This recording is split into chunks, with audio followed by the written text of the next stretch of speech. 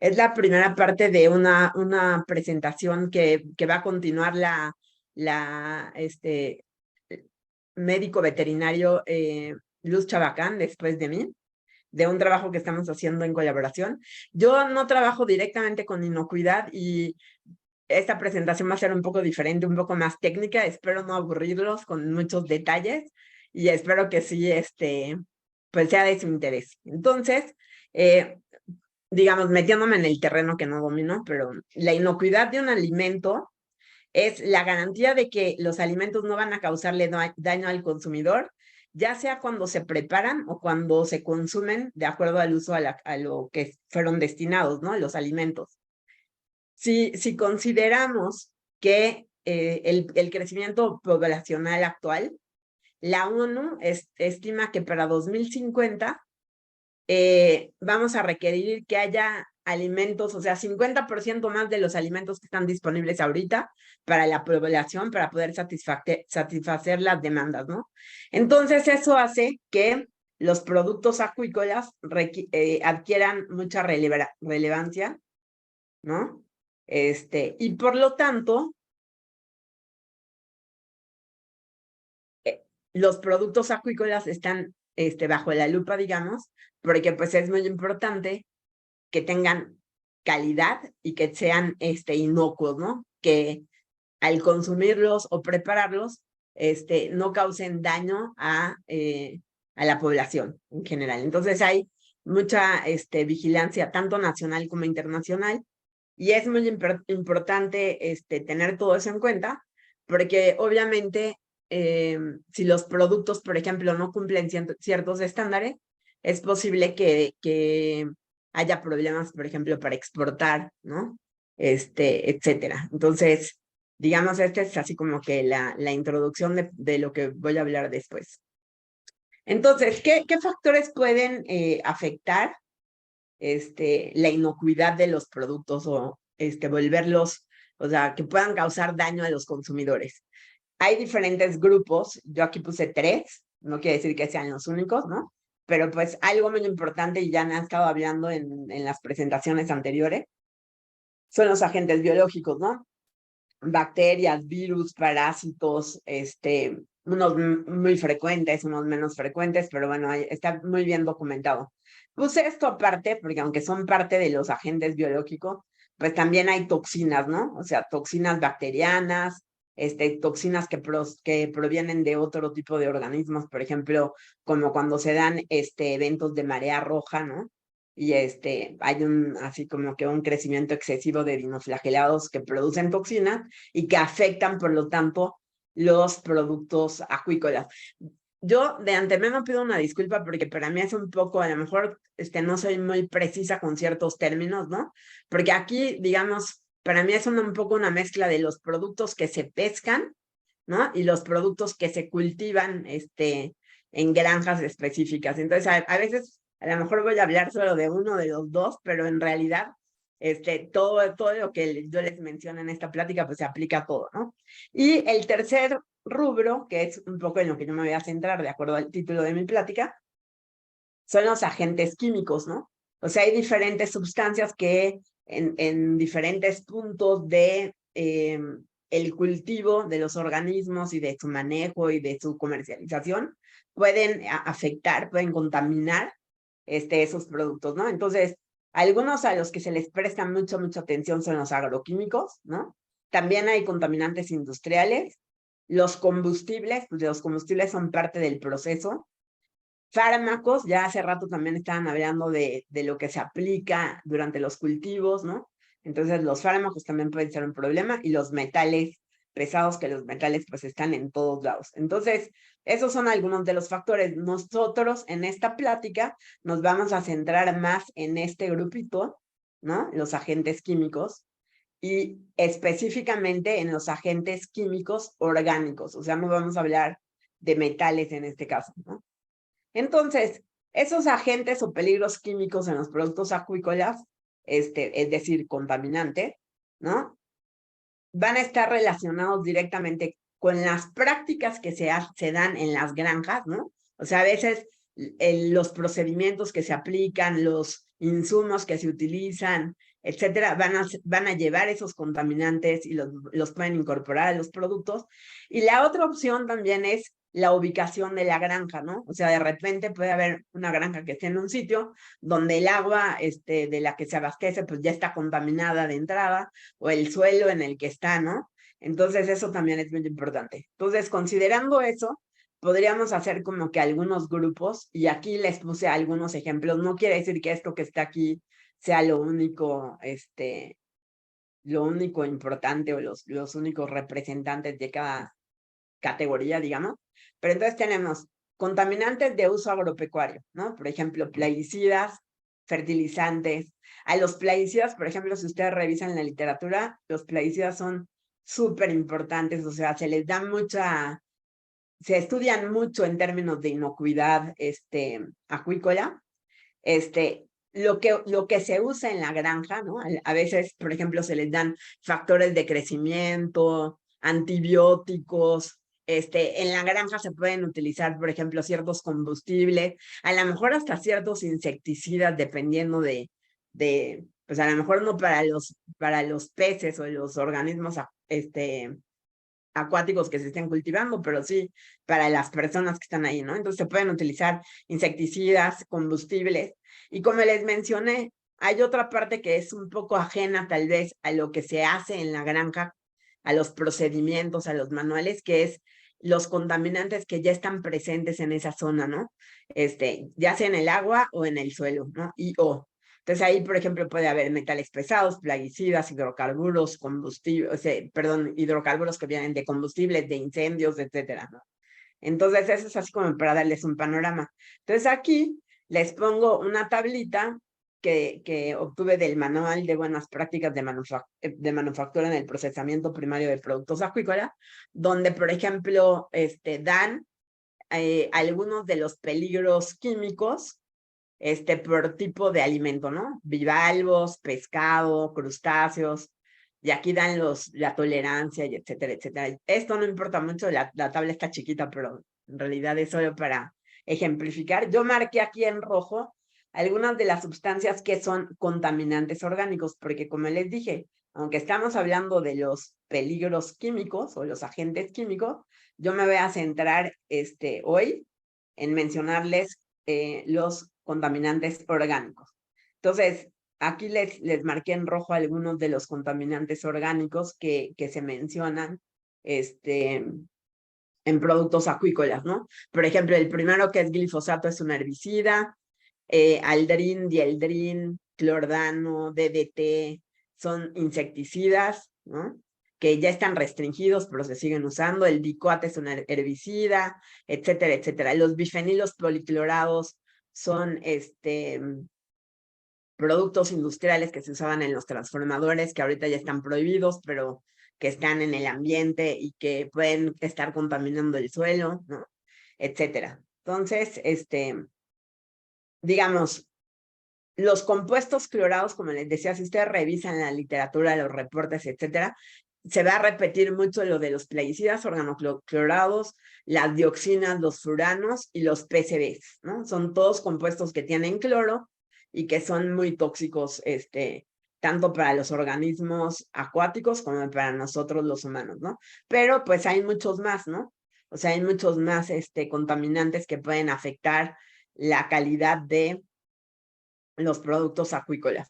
Entonces, aquí les puse una lista que también no, o sea, no es no estoy incluyendo a todos, o sea, hay muchos más y cada vez surgen más compuestos que pueden afectar. Por ejemplo, aquí ya no les puse, pero los microplásticos ahorita están súper de moda y están en todos lados, ¿no? Pero aquí les puse algunos de los compuestos importantes: plaguicidas organoclorados, organofosforados, hidrocarburos alifáticos, hidrocarburos aromáticos policíclicos, bifenilos policlorados, dioxinas y furanos clorados, ahí me equivoqué, perdón.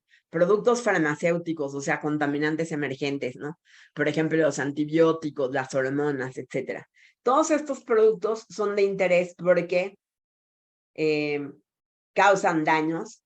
Aquí les puse algunas de las tantas cosas: carcinogénesis, teratogénesis, disrupción endocrina, es decir, bloquean la unión de hormonas con sus receptores o se unen a los receptores como si fueran las hormonas y causan estragos en los organismos, ¿no?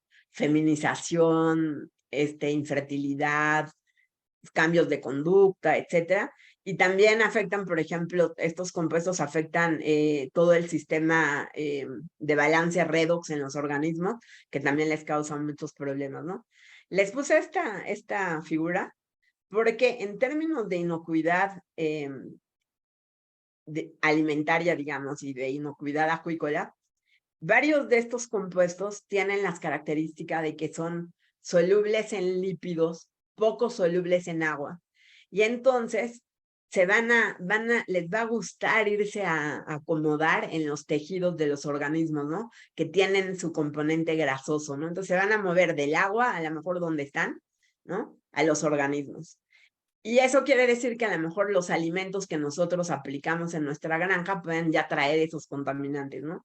O si el agua en la que estamos cultivando a nuestros organismos está contaminada, pues nuestros organismos van a acumular también esos contaminantes con el tiempo. Entonces, se dan dos fenómenos, la bioacumulación y la biomagnificación. Entonces, la bioacumulación es conforme más tiempo pase un organismo en un ambiente donde están esos contaminantes, ya sea porque se los damos en el alimento, porque están en el agua en la que viven, ¿no? Cada vez van a ir acumulando mayor cantidad de estos compuestos. Ajá. Y la otra es, pues como lo van acumulando y unos organismos se comen a los otros, entonces se da el fenómeno de biomagnificación. Conforme subimos en la red trófica, hay una mayor concentración de estos compuestos tóxicos, ¿no? Y eso en términos de inocuidad acuícola es muy importante porque quiere decir que podemos estar siguiendo la cadenita, ¿no? Hacia los humanos que somos depredadores tope, porque nos comemos todos estos productos que vienen del mar y de los cultivos en agua marina o en agua dulce. Y si ya están contaminados, pues nosotros vamos acumulando todavía mayor cantidad de esos contaminantes, ¿no? Entonces, por todo esto, es muy importante estudiarlos y cumplir, digamos, las normas para exportar y para que puedan ser consumidos los productos obtenidos, ¿no? Entonces, yo aquí es la parte que les digo que va a ser un poco técnica, voy a tratar de que sea simple y que se lleven así como algo muy general. Y Luz, que va a seguir después de mí, les va a explicar más, les va a dar más el contexto de esto aplicado a dos casos de estudios particulares, ¿no? Ya para aterrizarlo. Entonces, ¿cómo podemos medir estos contaminantes? O sea, toda esta listita que les puse aquí, bueno, obviamente las técnicas van a variar dependiendo de lo que queramos medir, pero en términos generales, ¿qué deberíamos de considerar? ¿Qué equipo o con qué laboratorio tendríamos que trabajar como para medir estos compuestos en los productos acuícolas en concreto, ¿no? Entonces, yo les voy a hablar de varias partes. El muestreo es muy importante, ¿no? El muestreo es muy importante porque hay que evitar contaminar las muestras, hay que conservarlas de manera adecuada. La liofilización, que es eliminar el contenido de agua de la muestra. Necesitamos extraer los compuestos que nos interesan usando disolventes orgánicos, entonces esta es otra parte. La limpieza y la separación, o sea, cuando hacemos extracciones nos vamos a traer compuestos que no nos interesan, que nos pueden interferir, entonces también tenemos que seguir otros pasos para eliminar esas interferencias y poder cuantificar bien los compuestos de interés y pues al final llegar a identificar los compuestos en la muestra, si están presentes o no, es lo primero, ¿no? ¿Están o no están? Y luego, si sí están, ¿en qué concentraciones? Porque tenemos ciertos máximos permitidos, etcétera. Entonces, las concentraciones de las que estamos hablando son muy bajitas, ¿no?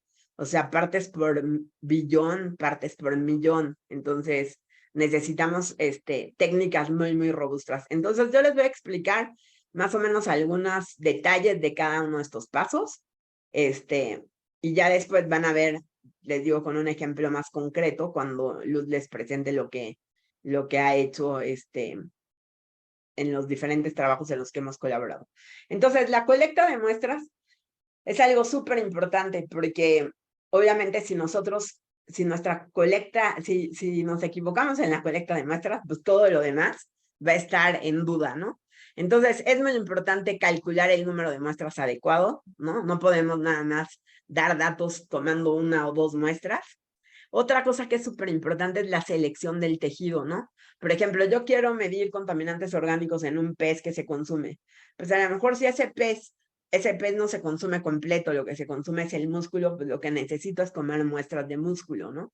Si el organismo se consume completo, pues necesitaría analizarlo completo, ¿no? O las partes que se consumen. Entonces, todo eso es muy importante.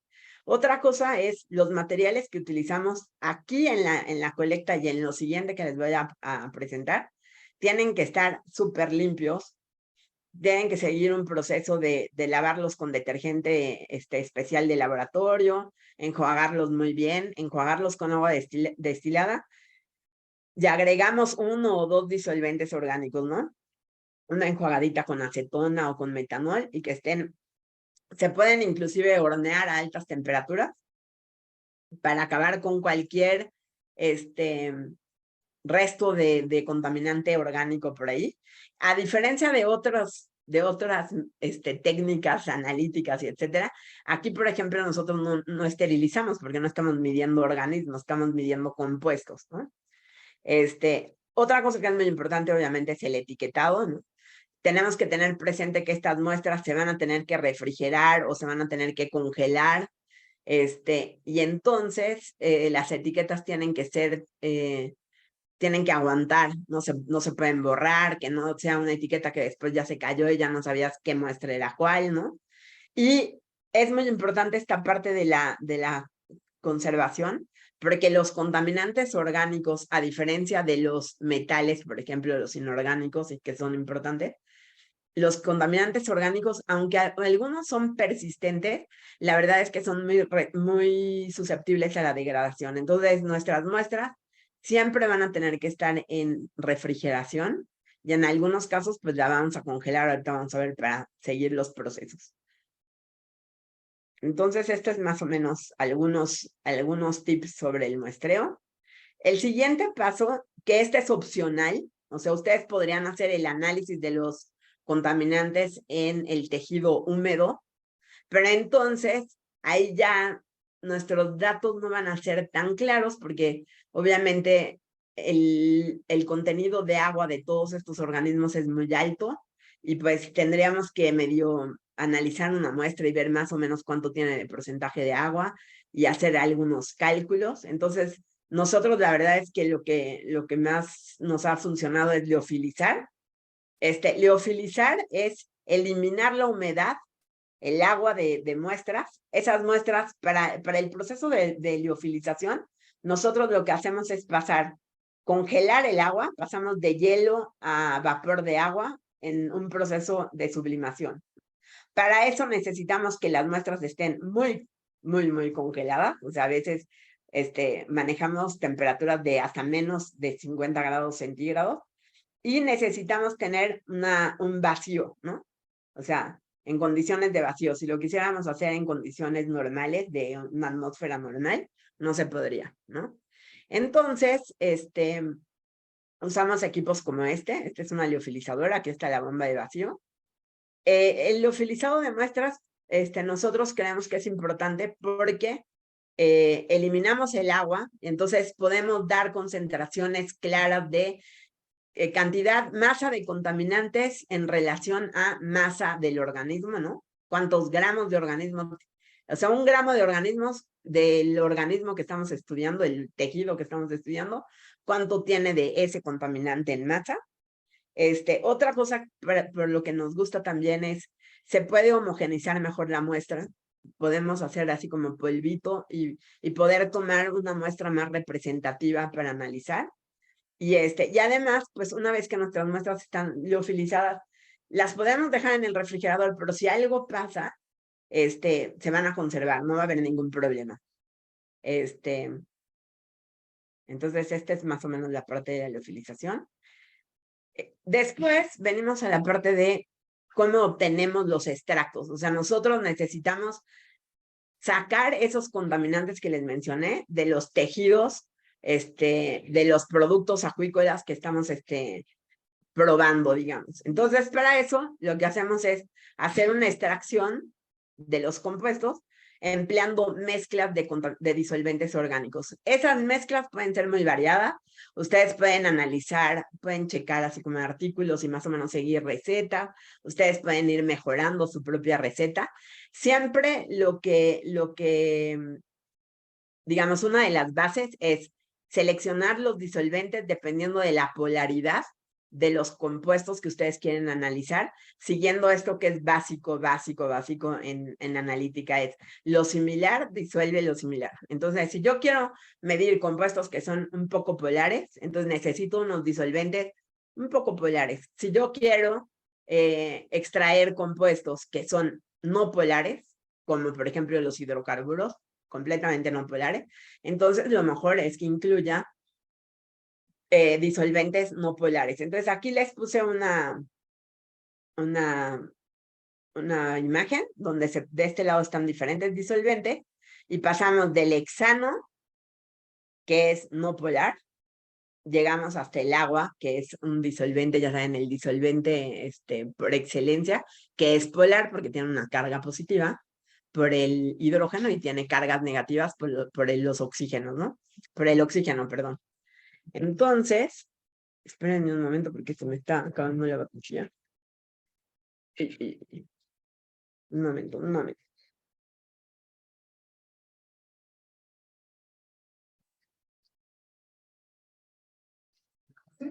No, se me acabó la batería. Entonces,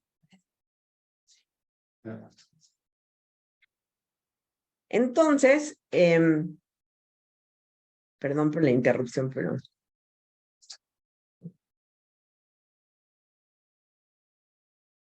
ya no puedo cambiar de... Entonces, hay diferentes métodos de extracción. Nosotros podemos elegir el método de extracción dependiendo de lo que tengamos en el laboratorio, dependiendo de nuestro presupuesto.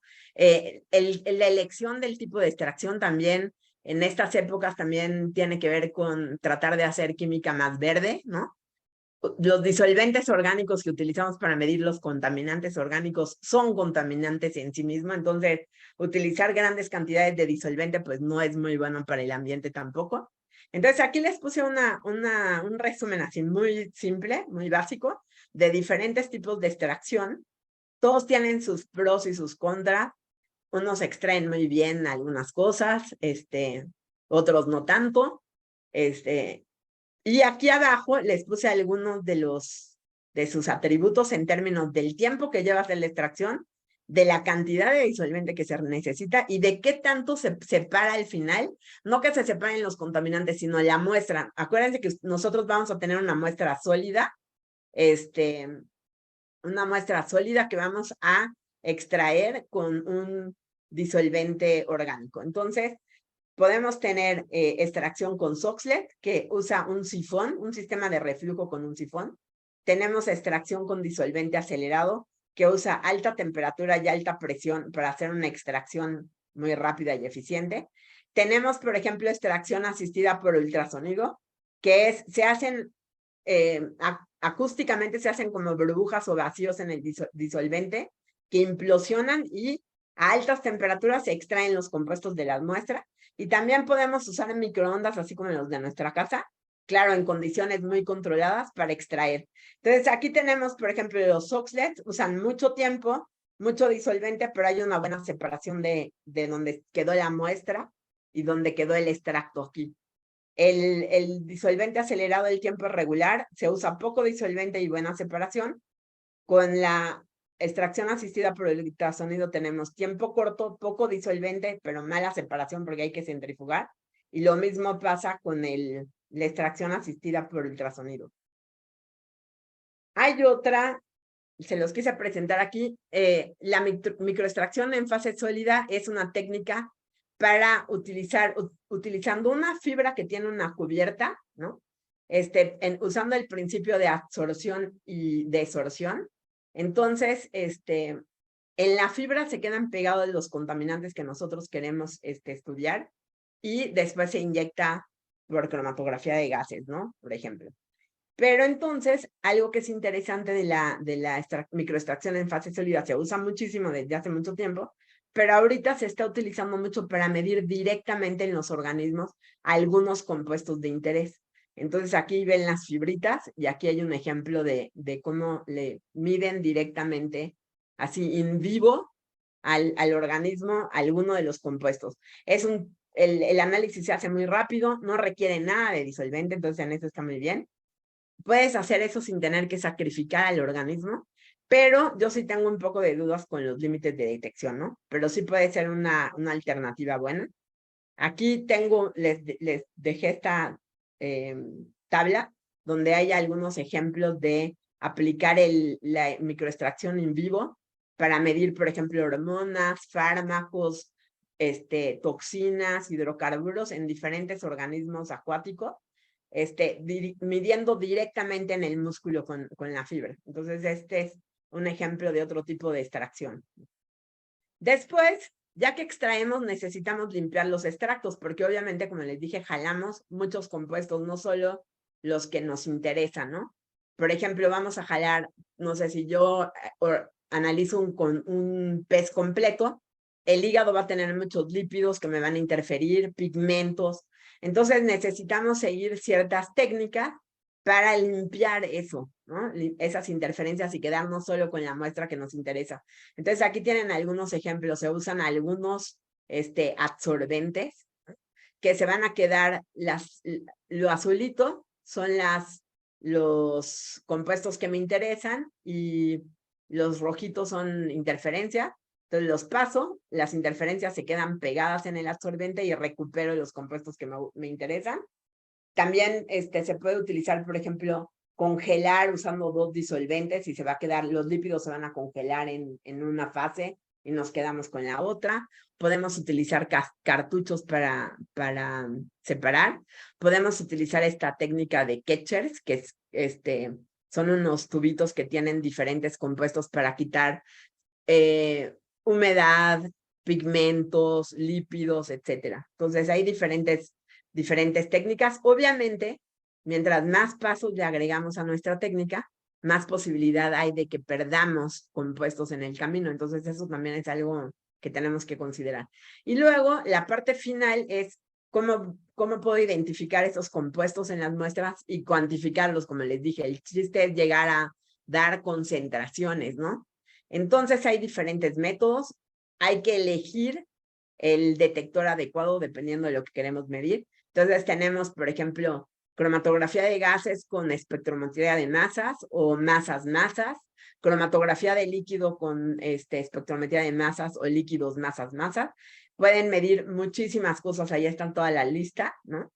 Lo que vamos a tener al final es un cromatograma, algo así, donde cada pico es un compuesto, mientras más alta sea, más grande sea el área del pico, más alto esté el pico, mayor es la concentración. Y hay otros que son un poco menos, menos sofisticados, pero muy útiles. Por ejemplo, se puede usar cromatografía de gases con el detector de captura de electrones para medir contaminantes que contienen cloro, que como les dije al principio, son de los contaminantes químicos, son de los que más interés causan en términos de inocuidad acuícola.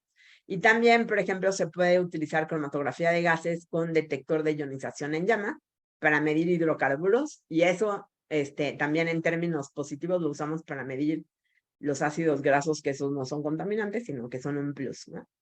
Entonces, ahorita viene la segunda parte de la plática, que es ya darles ejemplos de cómo aplicamos todo este rollo que les dije ahí medio técnico, químico, para hacer análisis de productos acuícolas en concreto, ¿no? Y esos resultados, y más bien, no solo los resultados, sino platicarles un poco cómo está la cosa. Se los va a presentar la médico veterinaria zootecnista Luz Chabacán. Así que muchísimas gracias por escucharme.